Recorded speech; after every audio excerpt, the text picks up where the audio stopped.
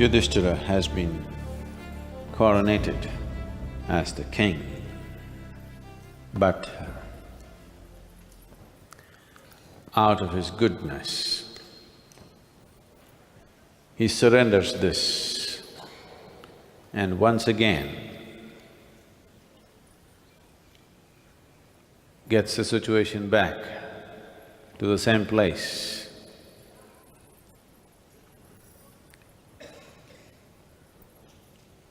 Where it'll lead to confusion and conflict.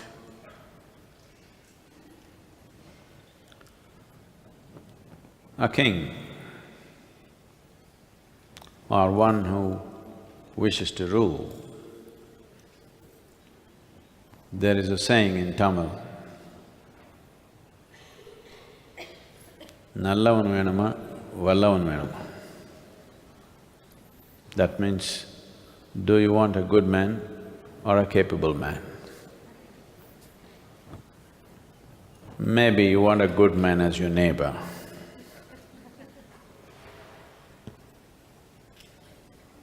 But you want a capable man, a competent man to run the nation. It is not that Yudhishthira is not competent. It is not that he is not capable. It is not that he lacks intelligence to do that. But he read too many scriptures and he's got too much of bookish goodness in him, which does not allow his intelligence to function. Instead of doing what is good for the people, he does what is good for his conscience. This is Yudhishthira right through. Continuously, he is seeking disaster after disaster. It doesn't matter how all the people around him work to place him in a good place, he will make a disaster out of it again. Not with any evil intention, with goodness. Yudhishthira, a good man on a good man, as tedious as only good can get. But when life gets mean, you will want a good man. Yudhishthira, a good man on a good man, as tedious as only good can get. But when life gets mean, you will want a good man. So, that's Yudhishthira. A whole situation for which so many people paid so dearly and so many people risked their lives and some lost their lives. When the situation comes by, he again puts it back to square one with his goodness. An opportunity like this, Duryodhana is not going to miss. So once again, he starts plotting. Just to give you an insight into all the things that he would get into. Duryodhana, Karna and Dhritarashtra, the king, meet. He forces a meeting and he is in a highly agitated state. He says, I was born to be a king. I am not going to take instructions from anybody. If you don't let me somehow get rid of these Pandavas, I will commit suicide. And since he came to know that Pandavas have come alive because they were dead for a year, since he came to know that they have come alive, there's been only one thing on his mind: how to re-engineer the palace of wax in some other form. He still does not know how it failed, and why it failed. So, he's ranting away. He says, only because they have the friendship of Drupada, they think they're strong. Let us invest all our wealth if we need to and somehow buy Drupada over. Once Drupada is on our side, we can openly kill these 5 guys. There is nobody to defend them. So Karna reminds him, Krishna is on their side. The Yadavas, who are Krishna's men, they're almost known to be not mortal kind in battlefield. So he reminds him, on that day of Swayamvara, any one of the Yadavas, Krishna himself, Satyaki, Uddhava, any one of them could have shot that fish. I want you to know, any one of them, ordinary warriors in the Yadava clan could have shot it. But they did not shoot it because Krishna forbade them. Thinking of corrupting Drupada when his daughter is married to them, this is childish plan. But Duryodhana is not done, he has many plans. He says, we can poison their food. They are living here in the palace, we can easily poison their food. Dhritarashtra and Karna say nothing. Then he sees they're not taking the plan and he goes on. We can hire the most beautiful woman in the country, seduce all the 5 Pandavas and turn Draupadi against them. There's nothing like breaking a home. If you break a home, then it is done. They don't buy it, they just look at him. Then he says, the 2 sons of Madri, Nakula and Sahadeva, if we separate them somehow, we can corrupt them in some way, I'm sure. If we turn the brothers against brothers, instead of being 5, if they become 3 and 2, we can do them in. They don't buy it. Then he says, Krishna has a weakness for women. We can corrupt him somehow. And I know before I married Bhanumati, his own wife, he had a kind of a soft corner for her. We could try something. That's how far he goes. Then Dhritarashtra says, my son, your heart is poisoned. You're full of venom. Leave this. Let us think what is the solution. This is not going to work. If we kill them, he's not against killing. He's only thinking of how practical it is. If we kill them, there could be a revolt in Hastinapur. People could come out on the streets.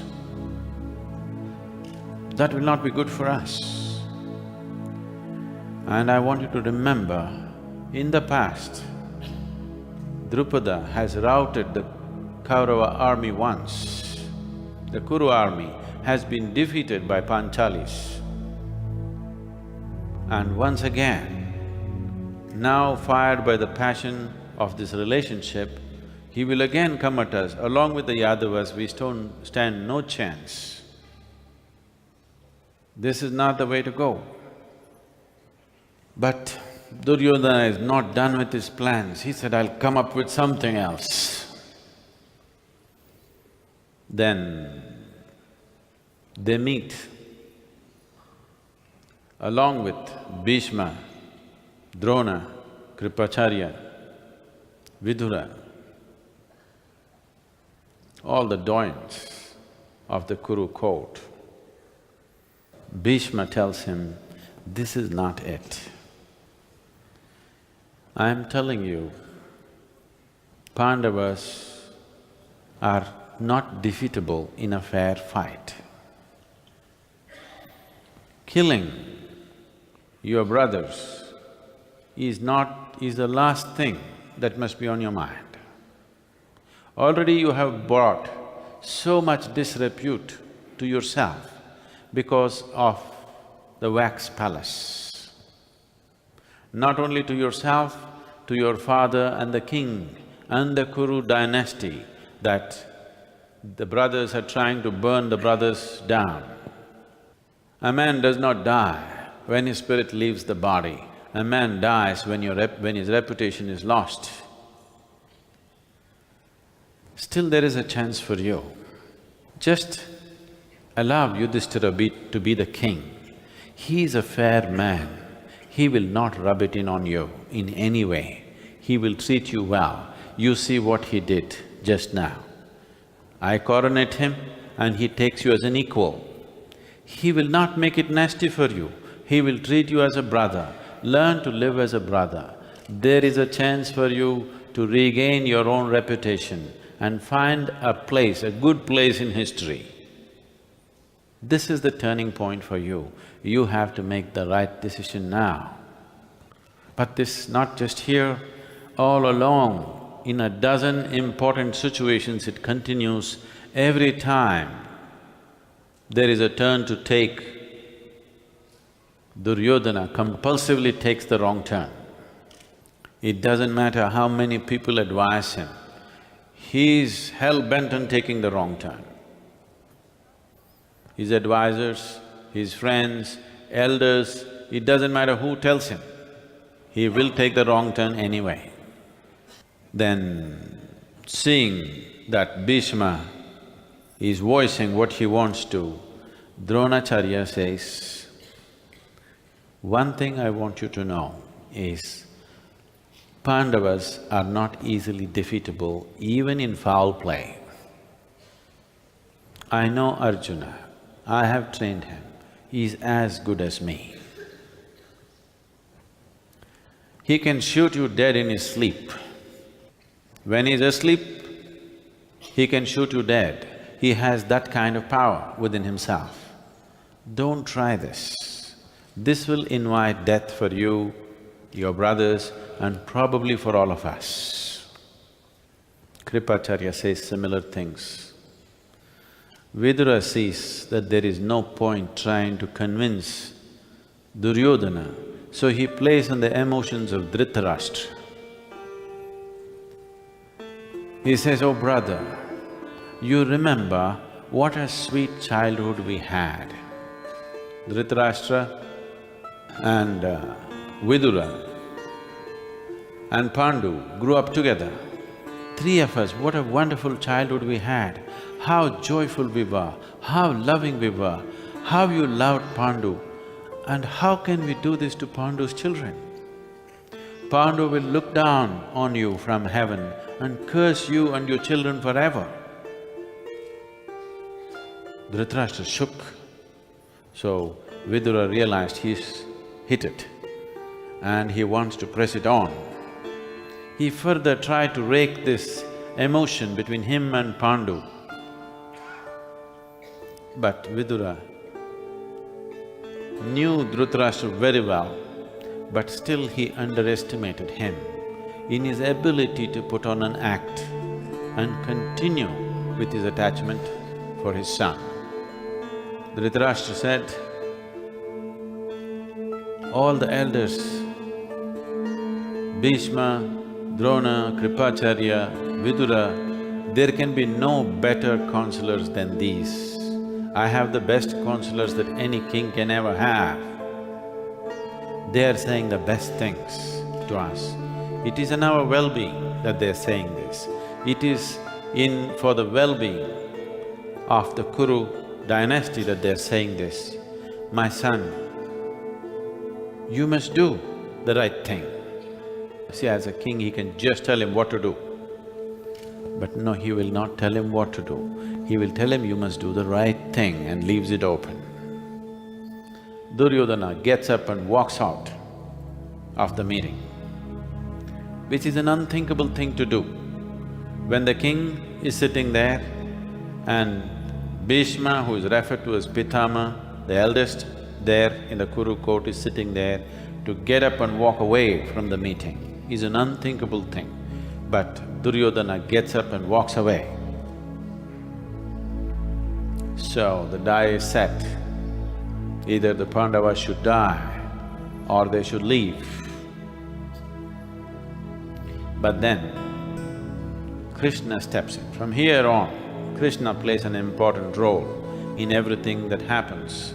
He takes an active role and counsels them and says, okay, I understand these people cannot live together here. But it is fair that you must give them half the kingdom. Let them go and they have their half. Let the Kauravas, Duryodhana and his brothers rule in Hastinapur. Let Yudhishthira take another half and make his own nation. Bhishma is against this because his allegiance to the nation is such, he does not want to split the country at any cost. So he resists. And he goes to all the elders in Hastinapur and says, all of you must intervene. The nation is going to be cut into two pieces. The elders said, when you took that stupid vow, you did not consult us. Now why are you consulting us? Do it yourself. Because they all knew it is heading for it. Let him bear the pain of cutting the nation into two. So, it came upon Bhishma to cut the land that he loved into two pieces. And he told Dhritarashtra, it's all right,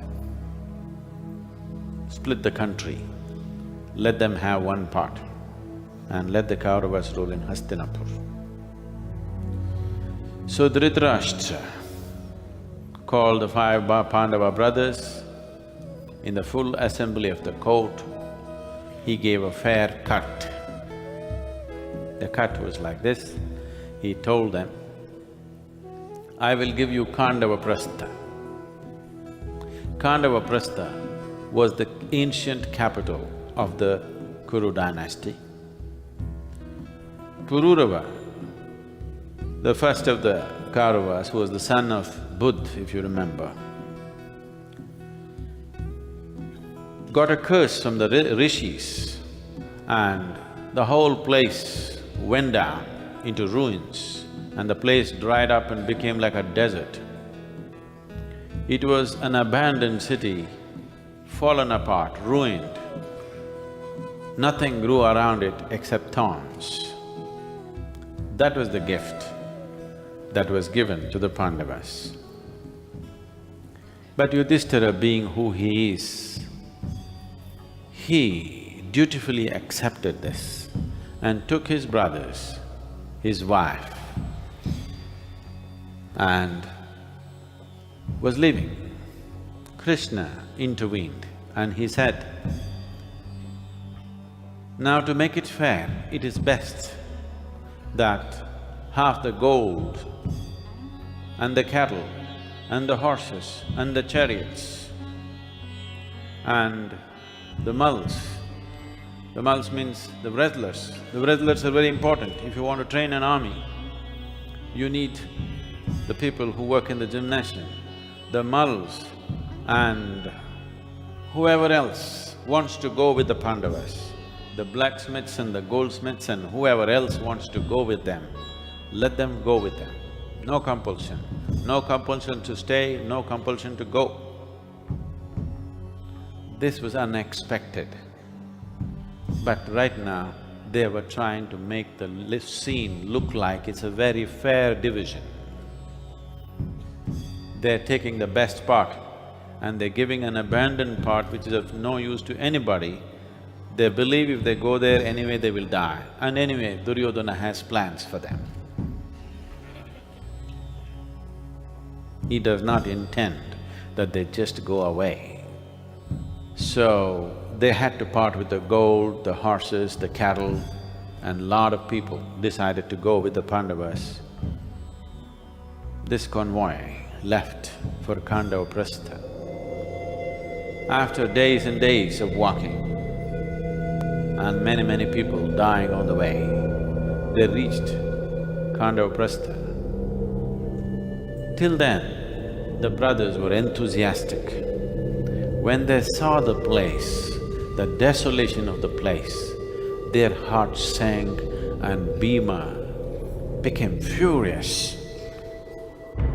Bhima, born of the wind, a restless force to reckon with, can be led by a mountain or a hill, a valley or a mole, can make the oceans rise and roar, but cannot even lift a pebble, a lovable bubble.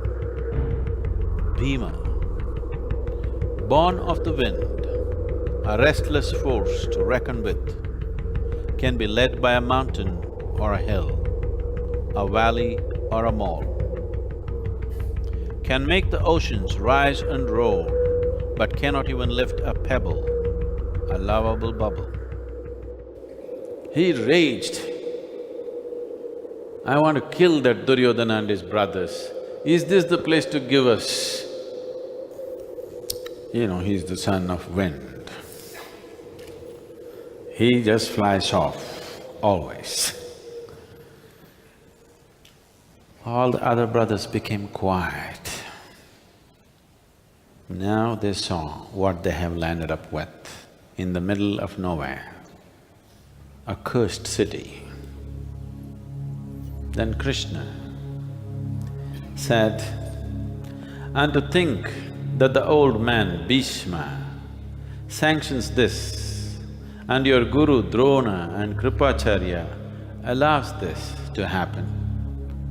And very irreverently, which is very strange for him, very irreverently he said, the people who have brought this upon you, they are inviting death with their open arms. It's not far away. He is including, for the first time, Bhishma, Drona, Kripacharya, Dhritarashtra, everybody in that death business. It is no more just Duryodhana. So exhausted from journey, all the people who traveled with them and the Pandavas lie down in the open, in the desert and fall asleep. Krishna alone sits there, waits for everybody to go down. Then he walks about, feeling the place out. Then he raises his head, facing the sky. In a tongue which is older than the sun that burns in the sky, he calls for Indra. He says, Indra, I summon you. And after whatever descriptions of how he arrived, of light and thunder and everything, and Indra arrived, Krishna said, you have to raise this city with your magic. If you raise this city, we will name this Khandava-prastha as Indraprastha. This will be your city and it should be the most beautiful city that the world has seen. And a magic spread across. Vishwakarma was called. Vishwakarma is the architect of Indra. He came and when he was ordered to raise the city, his ethereal body spread itself like a blanket across the city and the city gently rose as everybody slept. Its walls, its towers, its palaces, its courts, its homes just rose. The magic of it was witnessed only by Indra and Krishna. And when they woke up in the morning, they woke up in a beautiful city. They went to sleep in a desolate desert and they woke up in a beautiful city, and this news spread across like wildfire. Pandavas have raised a city overnight. Suddenly, Pandavas were seen by common people, godlike from that moment onwards. They were no more seen as human beings. Already there were stories about them, that they came back from the dead. The story spread, these people died, went to Devaloka, and they have transformed themselves into gods and they have come back, and now they've raised the city overnight. So Indraprastha became the most beautiful city. Even today, Indraprastha is the capital of India. Indraprastha is one part of New Delhi. That's where it rose. And that continued to remain the capital city of various dynasties. Even the invaders who came from outside chose to rule from Indraprastha, and even today, the corridors of power are carved out into Indraprastha and still lives on. I don't know if it's still that magical.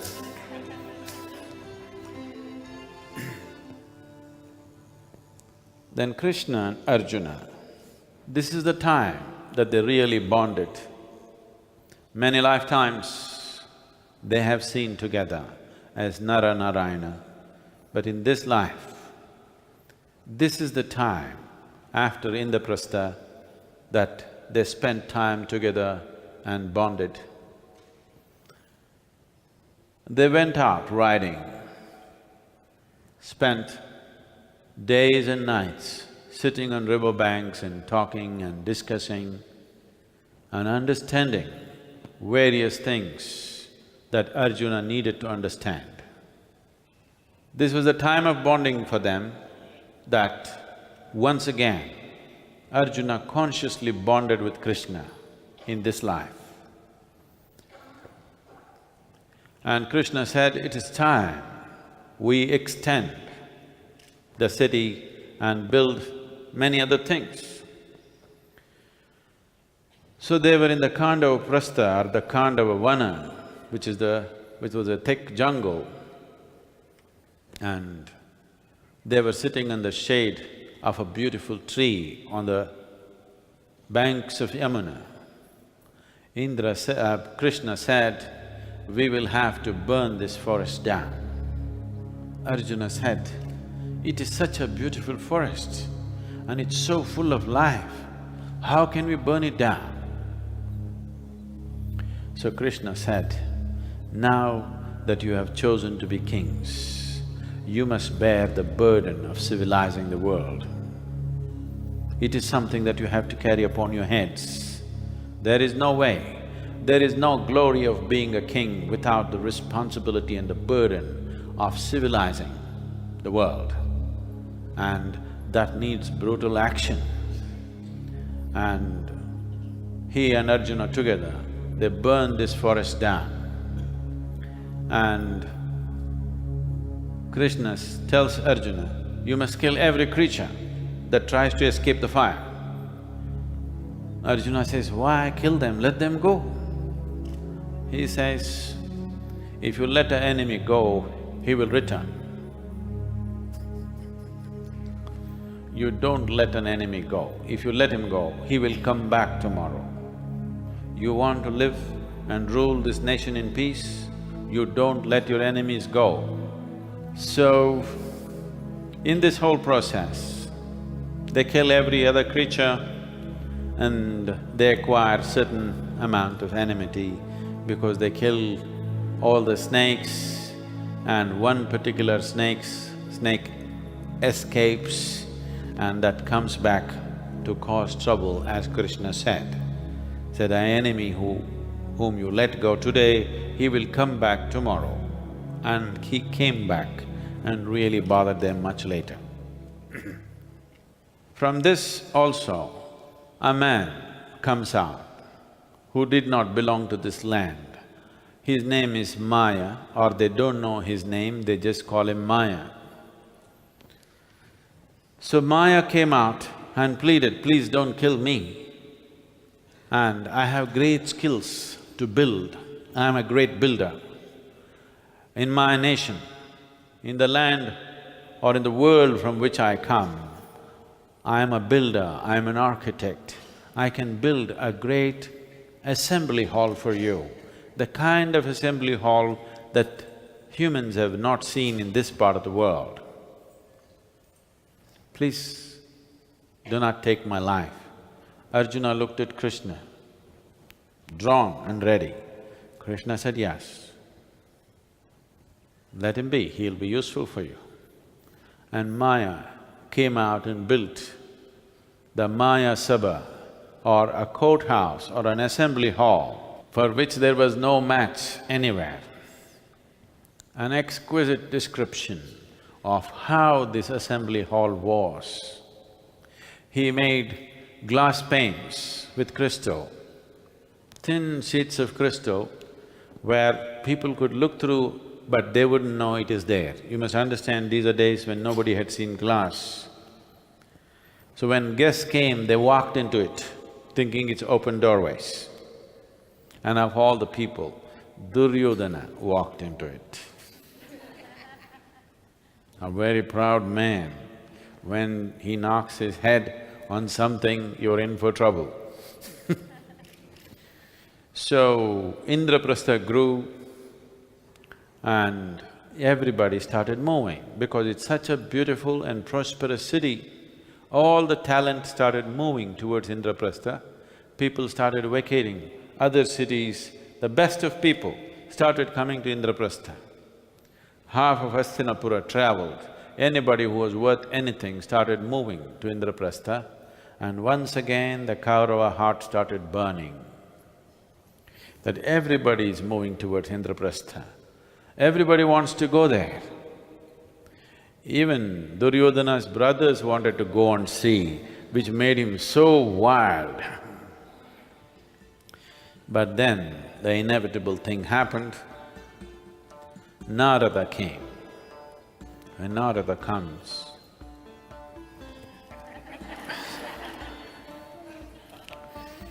trouble always came in the form of goodness. Narada came.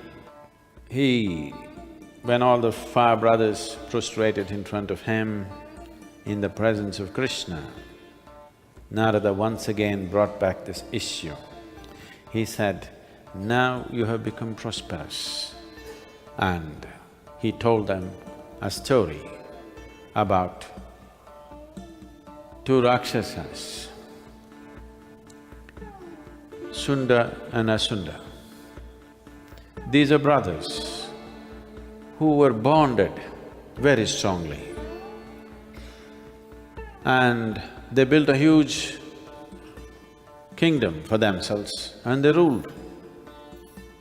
They loved each other very much and their influence and power kept growing. So, certain other people who thought they should not grow like this sent a woman who was a Gandharvi. Her name was Tilottama. Tilottama arrived, a very ravishingly beautiful woman, and both the brothers were drawn to her. She made sure both of them developed substantial interest in her. And then when it came to the crux, she said, whoever is the strongest among you, I will marry them, that person. So immediately they got to a fight. Both were equally strong and they killed each other. Narada told this story to the Pandavas and he said, Tilottama was also a dark beauty like Panchali. Now, you are not two, you are five. Invariably, as when you're in hardship, you will not fight. As well-being grows, you will fight for this woman. So, whatever the law that Krishna has set for you must be followed absolutely. Till then, they lived in Hastinapura and all this intrigue going on, politics going on. This rule that Krishna set for them, that Draupadi has to live with one brother for 1 year and nobody else can go near her at that time. If they do, they will be banished, was not really practiced because they were not in any stable situations. Now that you're in your own palace, you must follow this. Narada established this in the presence of Krishna. And the only one who complained was Bhima.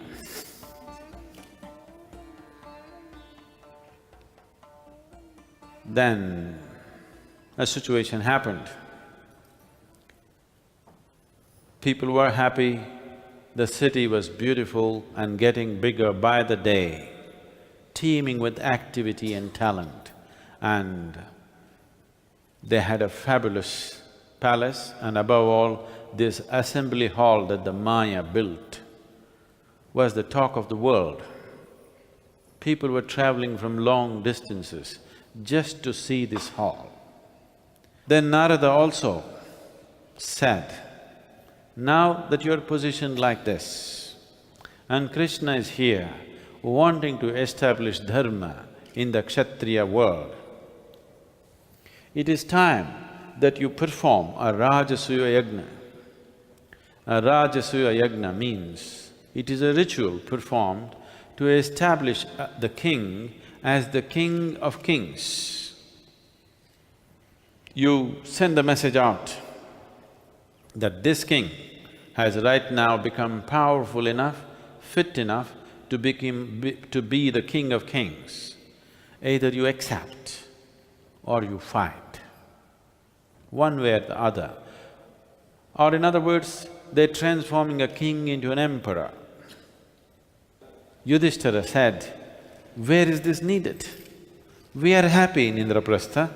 Why should we go and invade other people? Why should we force or coerce other people to take us as their superiors? Where is the need?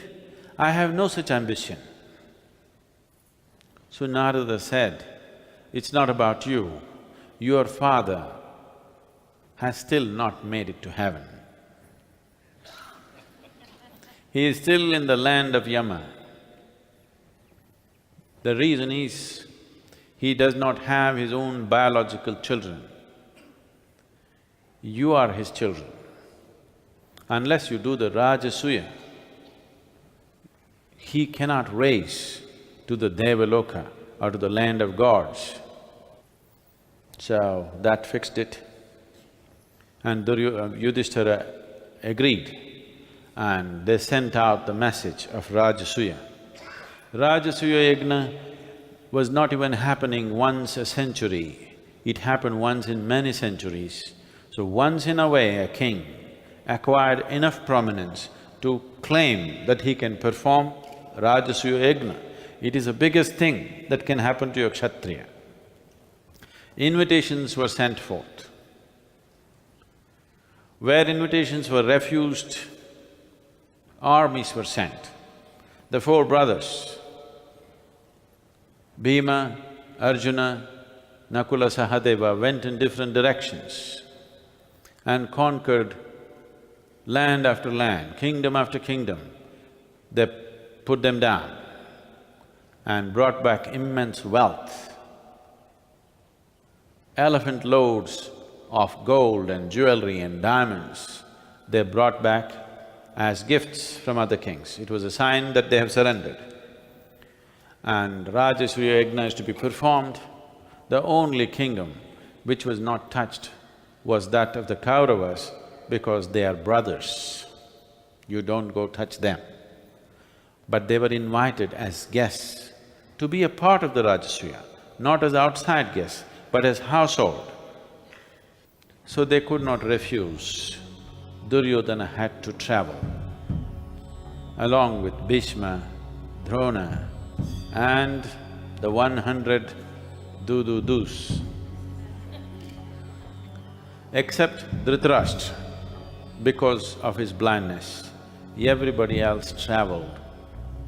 And when they walked into Indraprastha, when they saw the glory of the place, Duryodhana's heart caught fire.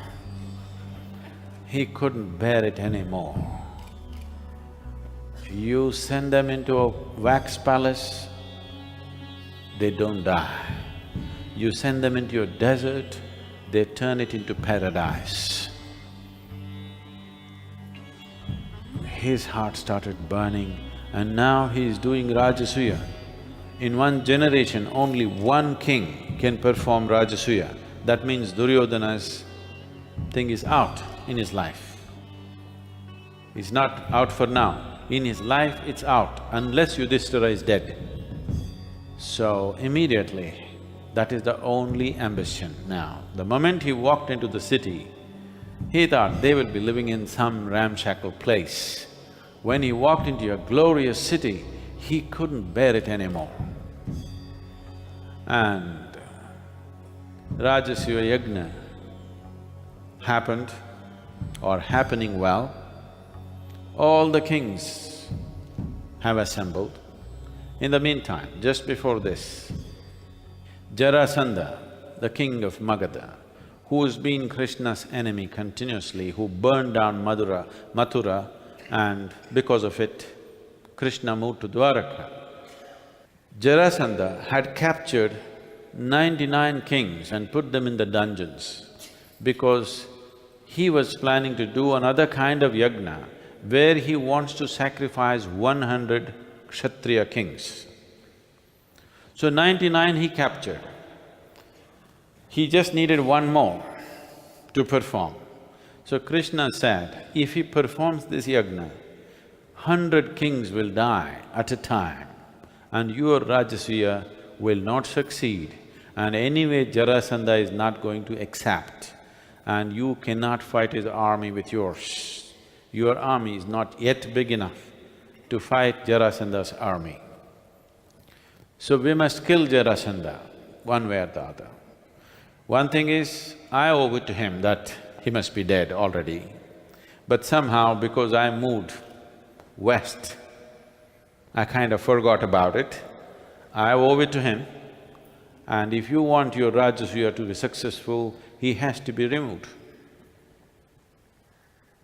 So how to kill Jarasandha? He is a mighty king and quite an indomitable human being. So Bhima, Arjuna and Krishna, disguised as Brahmanas, traveled to Magadha. As in those days, Brahmanas naturally found welcome in any city, they were welcomed. They said they want to meet the king. The king gave them an audience. Then they said, Bhima wants to wrestle with Jarasandha. Jarasandha was known to be a great wrestler and his birth was a different kind of birth in the sense, Jarasandha's father did not have children, so he went to a sage and asked for a blessing. The sage gave him a fruit and a mango fruit and said, you give this fruit to your wife, she will bear for you a son.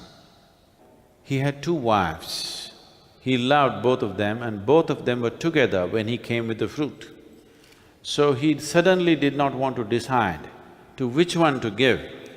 So it was very natural for him to cut the fruit and give two halves to both the wives. Both of them, when they delivered half a baby each.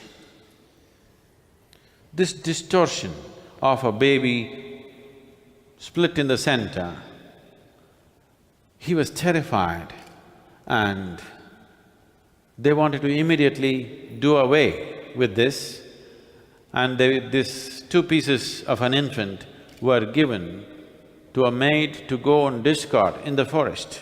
to be buried. They don't want the people to know that such a monstrosity has happened in the palace. They don't want anybody to know. Secretly go and bury it. But the maid took it to the forest, instead of burying, just threw it there and came on, because the labor of digging, wow, waste it, some wild animal will eat it anyway. Then a cannibalistic tribe to which a Rakshasi belonged to, her name was Jara. She came and she saw these two pieces of flesh, picked it up, wrapped it in her, this thing, and went deeper into the forest to eat. But when she wrapped these two pieces of the infant in her clothing and walked, suddenly the child started crying. These two got enjoined and the little infant was crying. She picked up this little baby.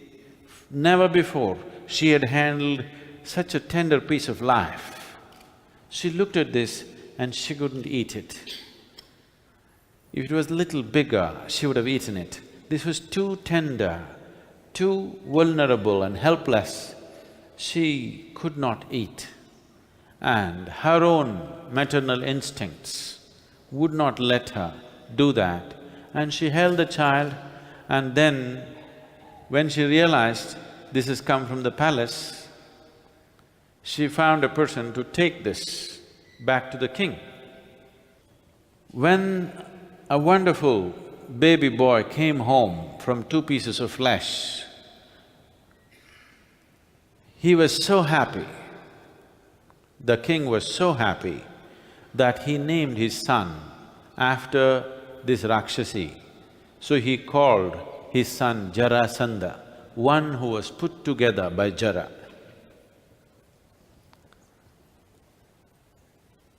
And Jarasandha was a great king. Only thing is, he's just on the wrong side of the story.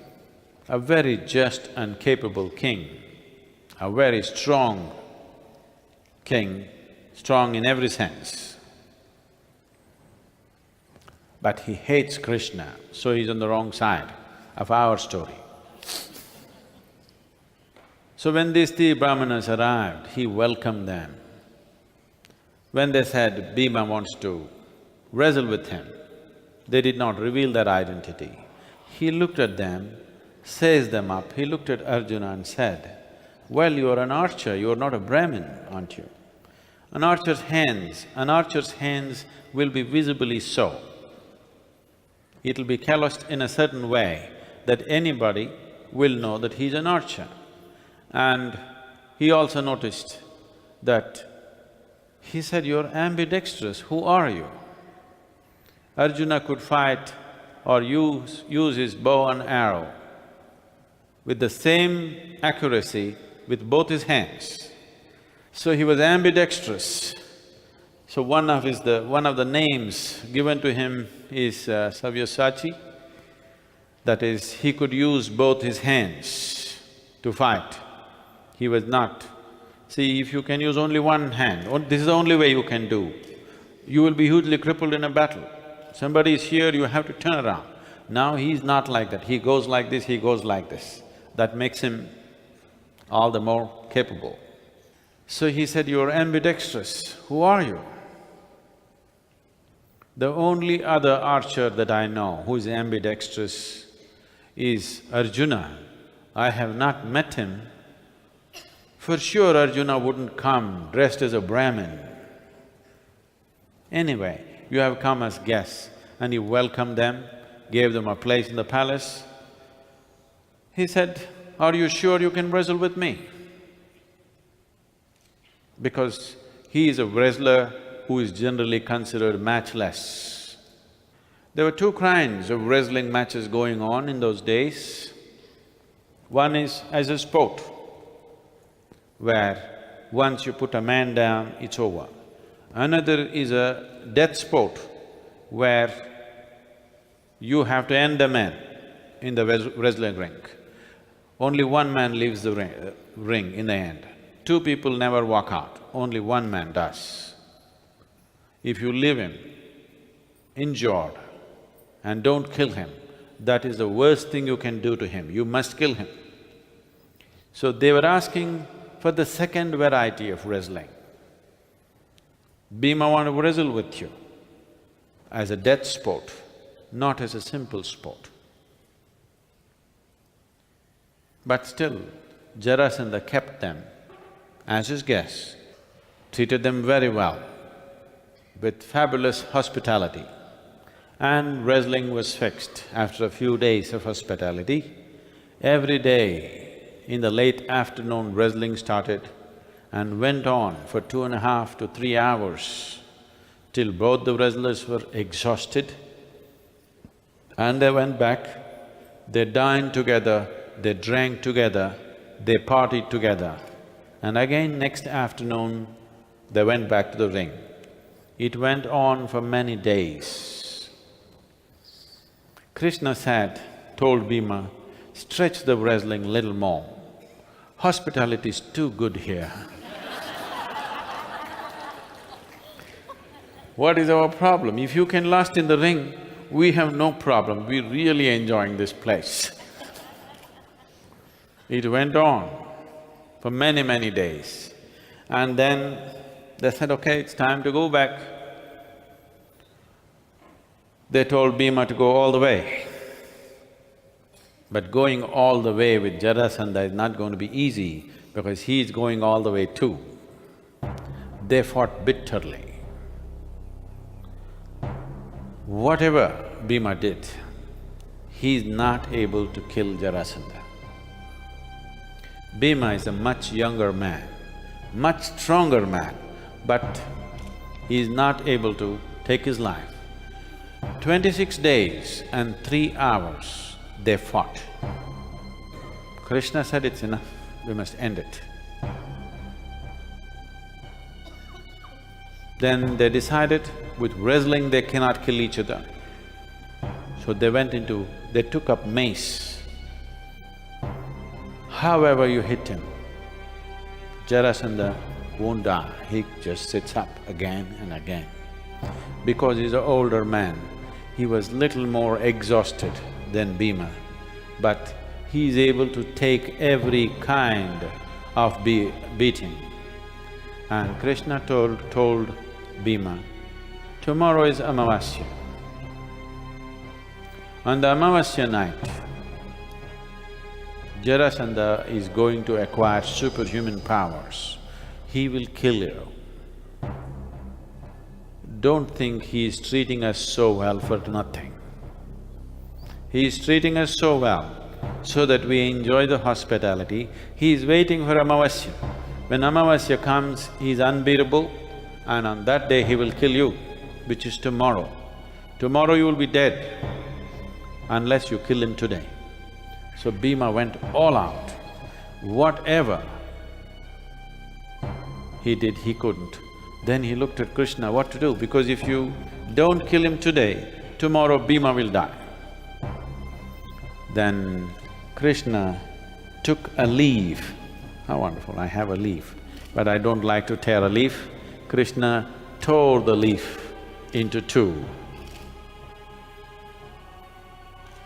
Bhima knew of Jarasandha's birth, how that two pieces of an infant were enjoined. So he immediately understood and put one leg on Jarasandha's left leg and tore him into two pieces and threw him apart. But to his amazement and everybody else's amazement, these two pieces rolled together, again came together and sat up. Then Bhima now knew his death is imminent. Even if you tear him apart, he is coming together, tomorrow I will die. With fearful eyes, he looked at Krishna. Krishna took another leaf, tore it and threw it this way and this way. Next time again, Jarasandha was exhausted, but he will not die. He is just waiting for tomorrow. So Bhima again tore him apart and threw the right piece of the body to the left and the left portion of the body to the right. And the people were waiting again the bodies will come together and sit up. Nothing happened. Jarasanda's son, Krishna coronated him as the king and included him into the Rajasuya Yajna, released the 99 kings who were imprisoned in Jarasanda's dungeons, and they travelled back with these 99 kings with a great amount of wealth, half the gold that Jarasandha had, they loaded it up. Jarasandha had a huge collection or a huge army of elephants.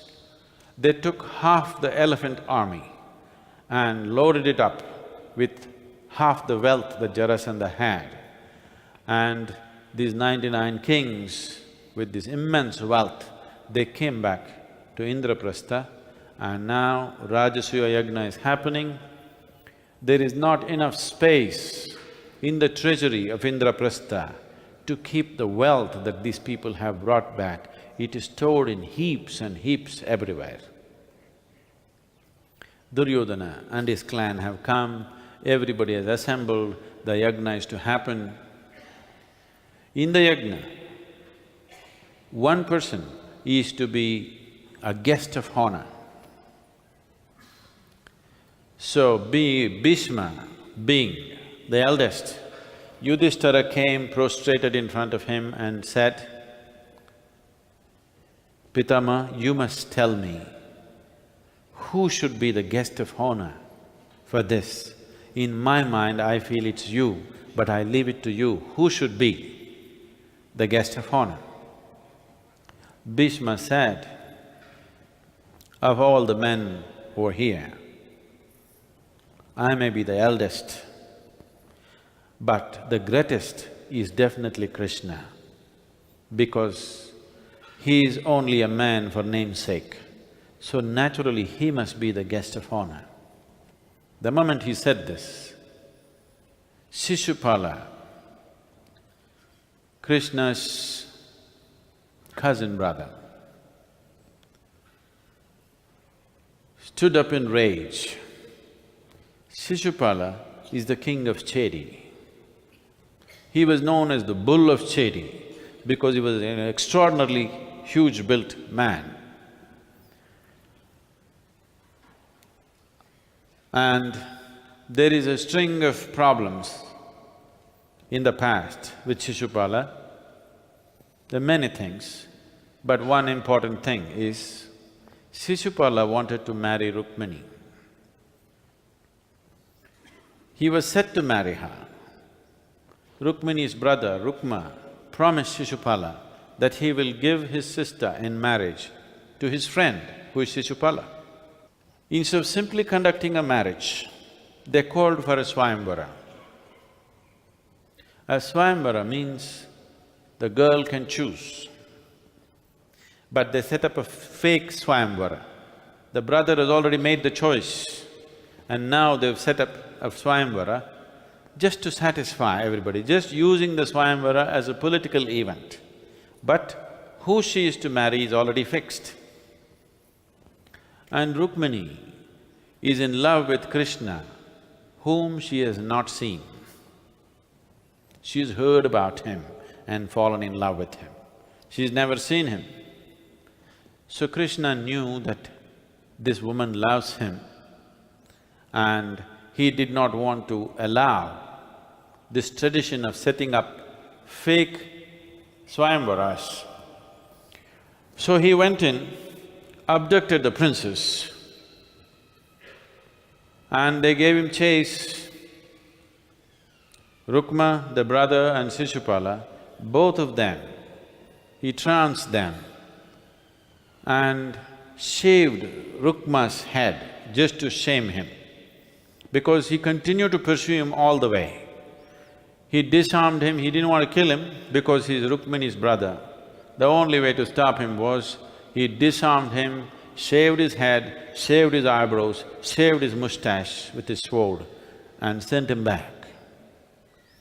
The shame, a Kshatriya's moustache and eyebrows shaved means that is the worst thing that you can do to a man. He did that, and left, and he defeated Shishupala. When Shishupala was young, for no reason, out of his arrogance, he was abusing Krishna. At one point, Krishna got little hot and he said, "This is not needed." Shishupala's mother, knowing who Krishna was, she begged Krishna, "Promise me that you will never kill Shishupala." Then Krishna said, "Even if he abuses me 100 times, I will not do it."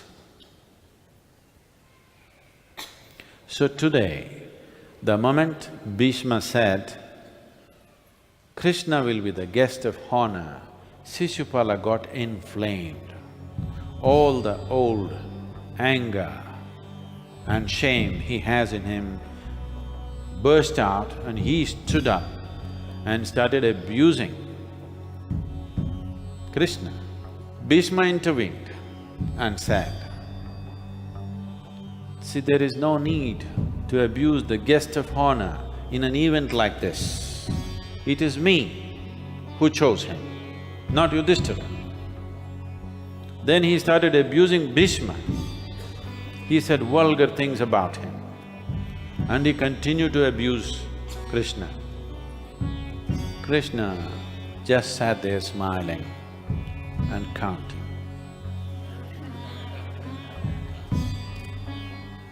Then when it came to 99, he said, "See, I promised your mother that even if you abuse me 100 times, I will not kill you. There's just one more left for you.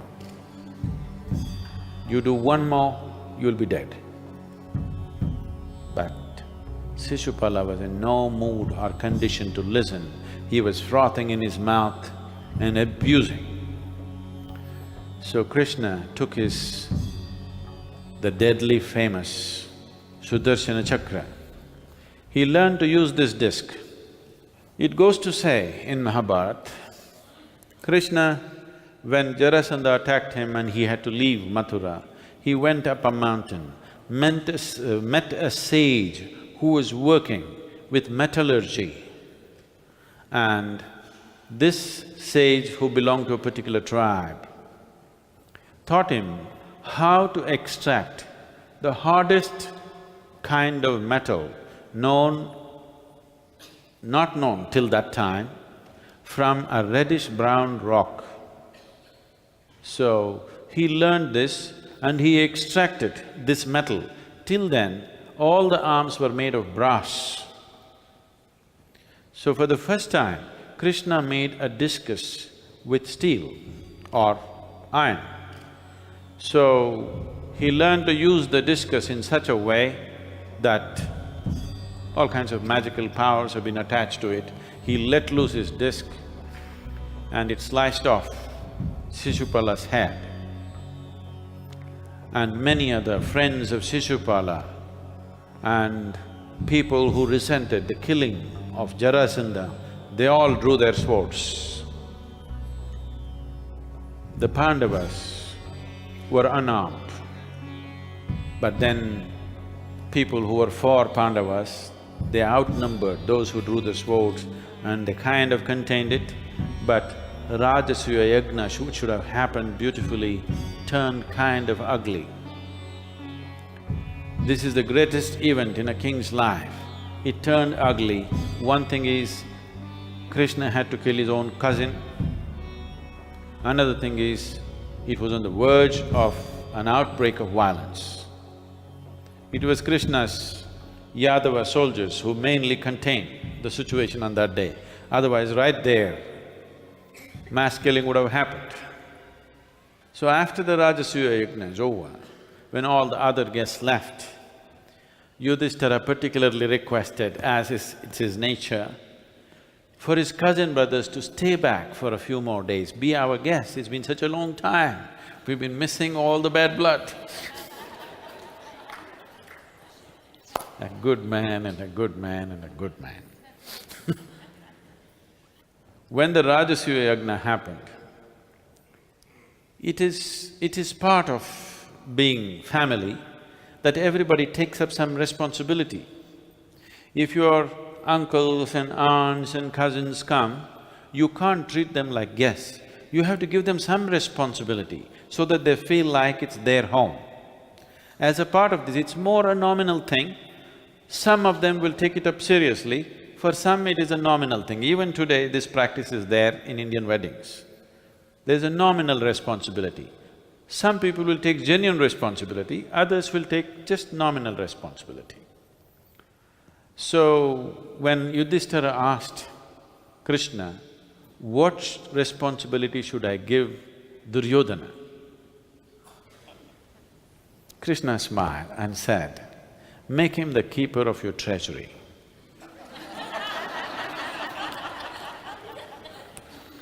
So, Yudhishthira innocently gave him the responsibility of managing the treasury for those few days. Duryodhana walked into the treasury, it was heaps of wealth, heaps of everything that he could not dream of. This is it. That fixed it. If there was not enough jealousy in him, that one thing fixed it. When he saw this wealth, he couldn't bear it. And Yudhishthira asked him to stay back and enjoy the hospitality for a few more days. And because this whole function happening, people could not have a good look at the palace and everything. Now they were taking them on a tour of the Maya Sabha, which is a magical hall that nobody had ever seen till then, because this architect came from elsewhere, a Maya. Crystal screens which look like glass, and he created crystal clear water pools. He created floorings which look like water pools. He created water pools which look like flooring. One had to really watch out. And it happened, Duryodhana is not somebody who'll take a tour from somebody, you know. Have you seen this? Have you seen this happening? If you take a group of people on a tour, usually women, children and a few men will walk with a guide. There are some men who cannot walk with a guide. Just haven't you seen it? So Duryodhana cannot go on a conducted tour. It's impossible for him to walk listening to somebody, okay, this is this, this is this, this is this. He cannot do that. He is a king and he walked and walked into a crystal screen. As if that was not bad enough, he walked in another place and walked into the pool, fell into the pool.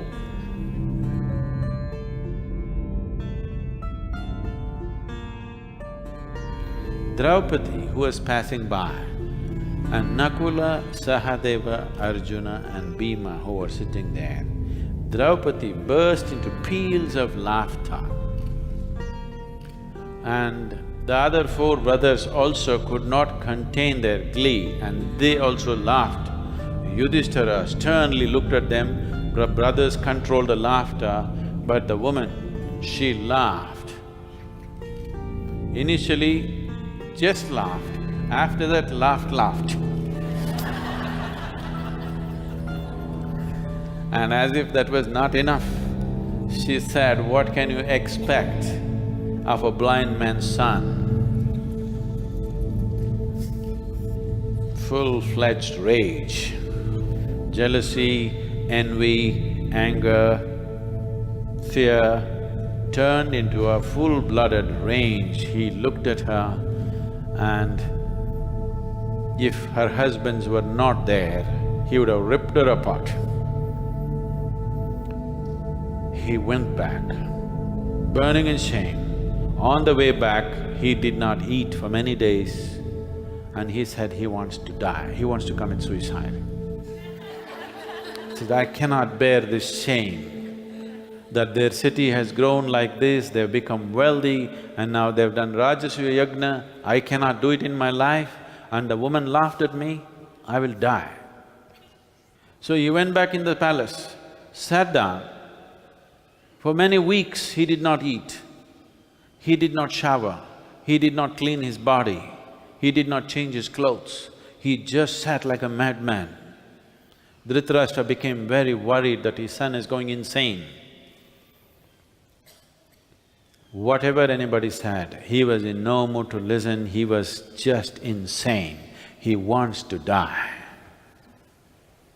because he does not know how to correct the situation. Then Shakuni steps in. He says, what you cannot do with the sword, you could do with guile. You are a foolish Kshatriya, always thinking about the sword, always thinking about poison, always thinking about killing. There are other ways to do things. And he pulled out these two things. These are my father's bones. These will roll as I want. Actually, these do. You ask me whichever number you want, I'll get you.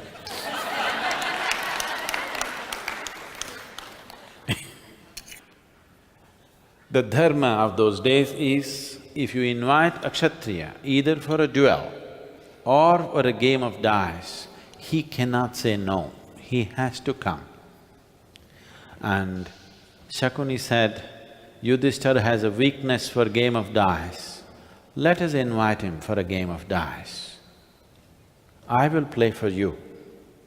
And Yudhishthira has a great appetite for the game and has absolutely no clue how to play. And we will get the kingdom out of them in the game of dice. Don't worry, all their wealth, everything, we'll get it out of them. You just bring them here, rest I will take care. Duryodhana suddenly new life coursed through him, showered, ate, changed his clothes, again full of vigor. Went up to his father and said, Father, we must invite the Pandavas for a game of dice. The moment Bhishma heard this dastardly plan, he stepped in and he said, no way. For the first time, Duryodhana revolted openly against Bhishma. He said, you are an old man, your place is not here. All the people of your generation are there where they should be. Your place is not here. You don't understand the politics of the day. You are an archaic person. You leave it to me. For the first time, he was kind of brushed aside. Till now, nobody had ever spoken in any depreciating terms about Bhishma. For the first time, this young boy or young man pushed him aside. Everybody was aghast, but nobody has the courage now because he's the king now. Nobody has the courage to say anything to him. So, Dhritarashtra said he doesn't like the idea, but he likes it. Sent the invitation to the Pandavas. Yudhishthira, a good man and a good man and a good man, our brothers are inviting us. They just came as our guests. It is our dharma to go as their guests. Bhima said, we would be utterly stupid to go back to that place and play a game of dice with them. They got something up their sleeve. They'll once again try to burn us down, they'll do something.